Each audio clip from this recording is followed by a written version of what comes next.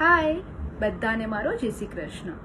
હું માનું છું અત્યારે તમે બધા ઘરે છો, સેફ છો, પણ બોર થઈ ગયા છો. આ કોરોના વાયરસથી બચાવવા માટે આજકાલ આપણે કેટલું બધું કરીએ છીએ. સાબુથી હાથ ધોઈએ છીએ, વસ્તુઓ સેનિટાઈઝ કરીએ છીએ, કાઢા પીએ છીએ. તો હજી એક વસ્તુ આપણે એડ કરી દઈએ અને એ છે બ્રીધિંગ એક્સરસાઇઝ. હું ડૉક્ટર કૃષ્ણા, ફિઝિયોથેરાપિસ્ટ, લઈ આવી છું તમારા માટે એક 5 બેસ્ટ સિમ્પલ અને એકદમ ઇફેક્ટિવ બ્રીધિંગ એક્સરસાઇઝ. આ એક્સરસાઇઝ આપણા લંગના કેપેસિટીને ઇન્ક્રીઝ કરશે, આપણા ઇમ્યુનિટીને સ્ટ્રોંગ કરશે અને આપણને કોરોના વાયરસથી બચાવી રાખશે. હવે આ એક્સરસાઇઝ કરવા માટે તમે ક્યાંય પણ બેસી શકો છો. તમે ચેર પર બેસી શકો છો, તમે કાઉચ પર બેસી શકો છો, તમે બેડ ઉપર કરી શકો છો, જ્યાં તમે કમ્ફર્ટેબલ હોય ત્યાં. તમે નીચે યોગા મેટ પર પણ બેસી શકો છો, ક્યાંય પણ કરી શકો છો, બટ તમે કમ્ફર્ટેબલ હોવા જોઈએ. ઓકે, તો પહેલી એક્સરસાઇઝ છે પર્સ્ડ લિપ બ્રીથિંગ. હવે આ એક્સરસાઇઝ કરવા માટે તમારે પહેલાં માઇન્ડ અને બોડીને કમ્પ્લીટલી રિલેક્સ રાખવાનું. ઓકે, તો આમાં કરવાનું શું છે કે આપણે નાકથી શ્વાસ અંદર લેવાનો છે. જેટલો બને એટલો આપણે ઊંડો શ્વાસ અંદર લેશું અને હલકેથી ફૂંક મારીને બહાર છોડશું. આ રીતે ફૂંક મારવાની છે.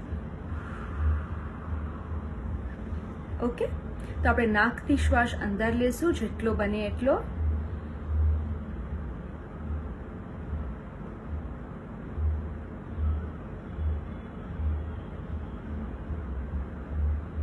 અને ફૂંક મારીને છોડશું. ઓકે, તો આ થઈ ગઈ તમારી પહેલી એક્સરસાઇઝ.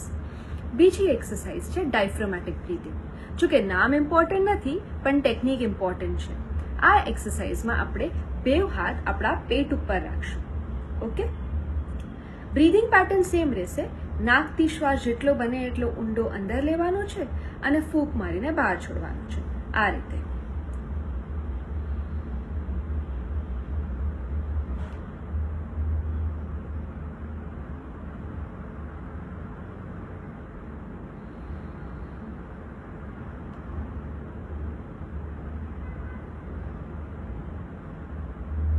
હવે આ પેટ પર હાથ રાખવાનું ઇમ્પોર્ટન્સ શું છે? એક તો જ્યારે આપણે શ્વાસ અંદર લઈએ છીએ તો આપણો હાથ જે પેટ ઉપર હોય છે એ ઉપર આવે છે, એટલે આપણું પેટ ફૂલે છે, અને જ્યારે આપણે શ્વાસ બહાર કાઢીએ છીએ તો પેટ અંદર જાય છે. તો હાથ રાખવાથી આપણને ખબર પડે છે કે આપણે કેટલો શ્વાસ અંદર લીધો અને આપણે કેટલો બહાર કાઢ્યો, અને આપણે મોટિવેટ કરે છે કે આપણે હજી અંદર લેવો જોઈએ. જેટલો બને એટલો આપણે ઓક્સિજન અંદર લેવું જોઈએ. તો આ થઈ ગઈ આપણી સેકન્ડ એક્સરસાઇઝ. થર્ડ એક્સરસાઇઝ છે આપણે બે હાથને ક્રોસ કરીને આપણા લંગ્સ ઉપર રાખશું, આપણા ચેસ્ટ ઉપર રાખશું. ઓકે, બ્રીધિંગ પેટર્ન પાછી સેમ રહેશે. નાકથી શ્વાસ જેટલો બને એટલો અંદર લેવો અને ફૂંક મારીને છોડવું. આ રીતે.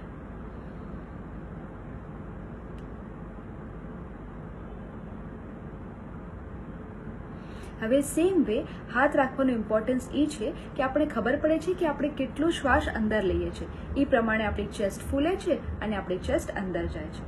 તો આપણે જેટલું બને એટલું શ્વાસ અંદર લેવાનો છે અને ફૂંક મારીને બહાર કાઢવાનું છે. હવે રહી ફોર્થ એક્સરસાઇઝ. ફોર્થ એક્સરસાઇઝમાં પણ બ્રીધિંગ પેટર્ન તો સેમ જ રહેશે, પણ આમાં આપણે એક ટ્વિસ્ટ નાખ્યું છે. આમાં આપણે કરવાનું છે બે હાથ જોડી, હાથ આગળ કરી અને બે હાથને આપણે ઉપર લઈ જવાના છે. આ રીતે.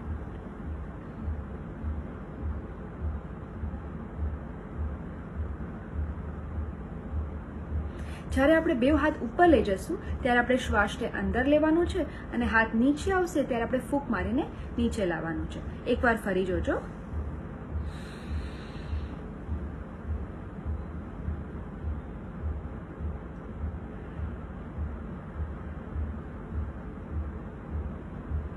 તો આ થઈ ગઈ આપણી ફોર્થ એક્સરસાઇઝ.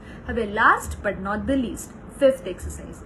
આ આપણે થોડું શું ટ્વિસ્ટ લાવ્યું છે વધારે, જેમાં આપણે થોડું શું લંગ કેપેસિટીને વધારે સ્ટ્રોંગ કરશું. આમાં આપણે શું કરવાનું છે, નાકથી શ્વાસ આપણે અંદર લેશું અને જેટલો આપણે લેવાઈ જાય એના પછી આપણે એને હોલ્ડ કરશું 3 સેકન્ડ્સ માટે. ઓકે, આ રીતે.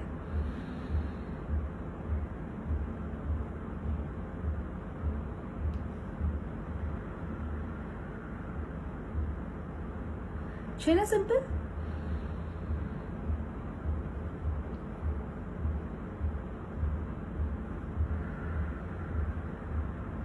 બહાર કાઢતા પહેલાં આપણે 3 સેકન્ડ્સ એને હોલ્ડ કરશું અને પછી બહાર કાઢશું. તો આ થઈ ગઈ આપણી 5th એક્સરસાઇઝ. એકદમ સિમ્પલ પણ એકદમ ઇફેક્ટિવ 5 બ્રીથિંગ એક્સરસાઇઝીસ. આ તમે તમારા રૂટીનમાં એડ કરી દો, બિકોઝ આ બહુ હેલ્પ કરશે આપણી ઇમ્યુનિટી અને આપણા લંગ કેપેસિટીને વધારવા માટે.